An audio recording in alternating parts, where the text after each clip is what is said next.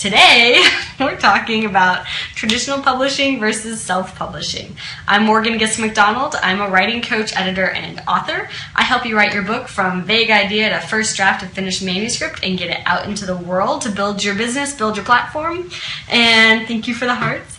And if you like to talk about writing and publishing and all things in between, hit the Perry Buddy down there, follow, change that plus to a check, and it'll let you know when I'm scoping, and you can catch the replays later. You guys already know, have hearts, and share out to your friends. If you know someone who is thinking about publishing a book, which most of us do, share it to that person, that way they can get this info, okay? All right, so the big question, do you need a traditional publisher? Thank you, Shalon, I appreciate that. Do you need a traditional publisher? Okay, so let's kind of talk a little bit of background here. The major value of a publisher, and we're talking like especially the big guys, you know, the Random House and HarperCollins and all that jazz, is that they have a team for you. So when you submit your proposal and it gets accepted, you get brought into the team, the whole, like you have an assigned group, like an assigned editor, and these people who take your project on as like a little package, and they make sure every piece of the package is totally covered.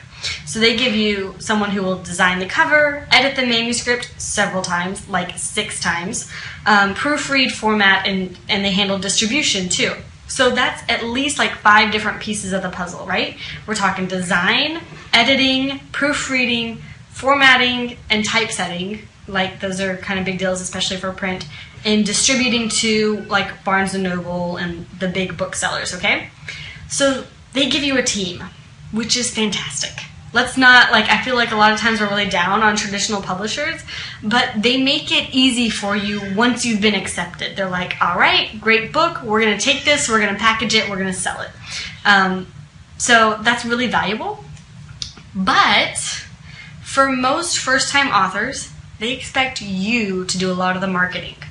This is kind of a little-known fact. And I worked in a publishing house for a while. Lynn Reiner Publishers is kind of a small publishing house, but the same principles apply. For first-time authors, they don't have the publicity staff to do full-on launches for every single author. Oh, yeah, Shalon, I did. So it was fun. I was kind of a rookie, but it means I got to see a lot of the underbelly stuff.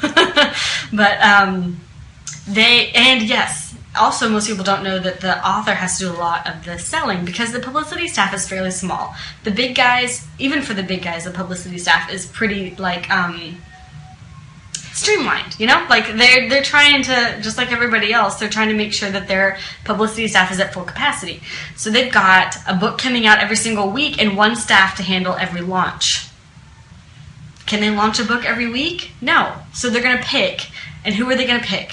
Guys, they're going to pick the James Pattersons and the J.K. Rowlings, right? I mean, that's just who they're going to pick to focus their energy on. And that's fine. It's profitable for them.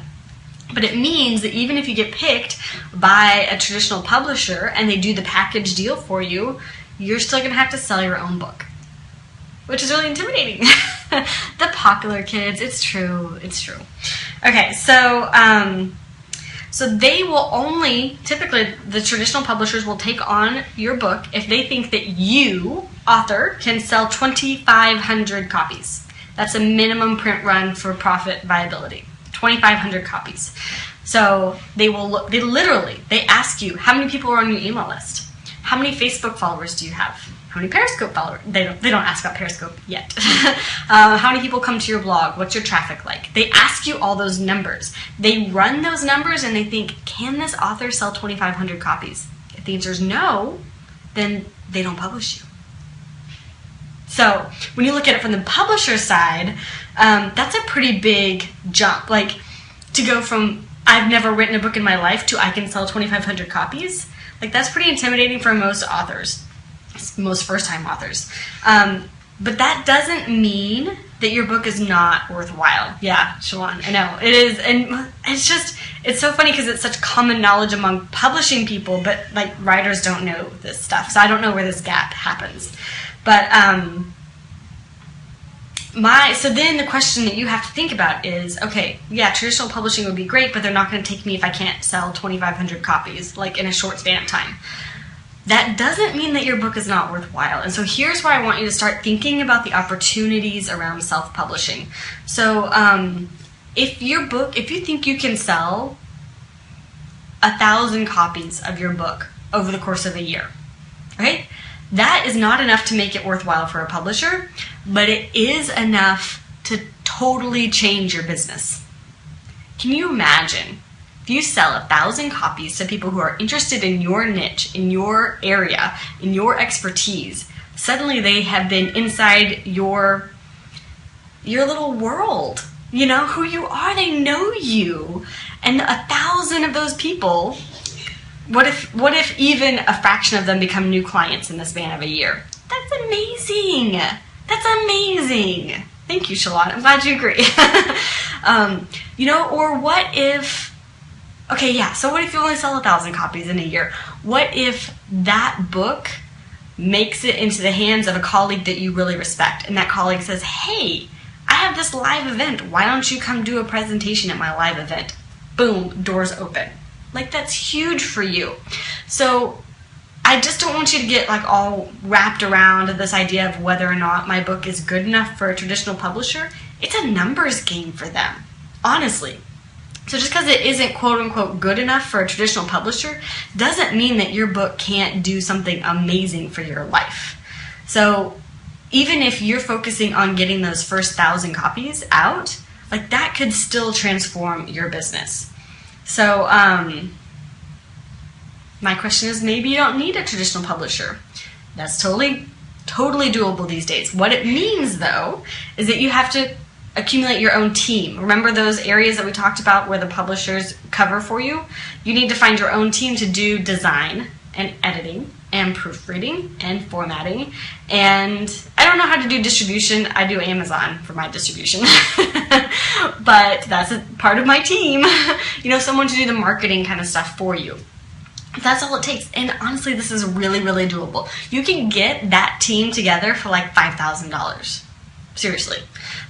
You'll have to do a lot of work yourself, but you have to do a lot of work yourself even if you're traditionally published. So it's going to be a lot of work, whether traditional or self. So the question is, do you want to publish regardless of which avenue you take? So that's kind of my take on this right now and usually when I talk to authors, I'll often say, you know what, if you really, really are gunning for a traditional publisher, go for it. We'll write a proposal, we'll get it in, we'll see what they say. If nothing else, they'll give you feedback. You can always submit to a publisher, and if, especially if it's a smaller one, a smaller house, they will often give you at least a letter that sort of says, maybe if we don't accept it, here's why. Okay, thanks, Shalon. Thanks for popping in.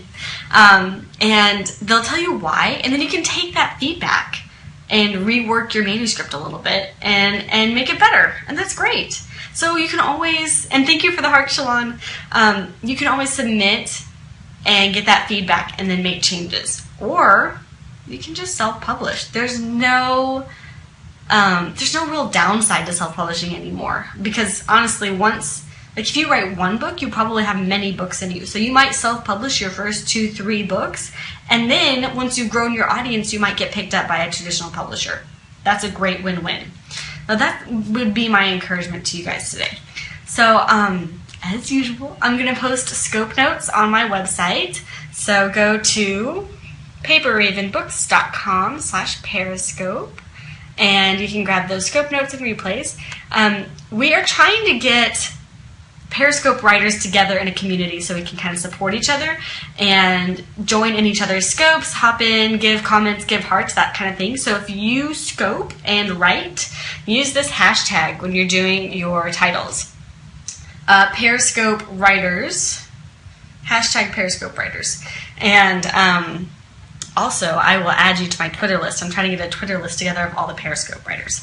So that's the plan, guys. I hope this was valuable to you. If it was, feel free. You can go ahead and you can share out at any point, and it'll send out to your Twitter list or Periscope or Facebook, and people can catch the replay, or you can send them to my site. So thanks, guys. And now it's still lunchtime. You can do some writing. You did one this morning using Hack. Oh, I saw that, Johnny. I was on the phone. But I'm going to go catch your replay. Thank you. Thanks for doing that. And yeah, you guys go do some writing. Go think about how you're going to publish. And I would encourage you to definitely publish, whether it's trying to go through traditional or doing self. Get your work out there, get your words out in the world, because it'll make such a huge difference. You were nervous, Johnny? Okay, I'm going to go watch it and I'll let you know. I'm sure you did great. And honestly, like, the first couple of mine were really terrible. I don't even think anyone was in the room with me, which was fine. But it gets a lot better. Just keep doing them. Keep doing them. Just say, okay, I'm going to do at least, this many a week, and just make it happen. And it'll get a lot better. All right. Thank you for the hearts, Johnny. All right. Y'all have a good afternoon. Go do some writing.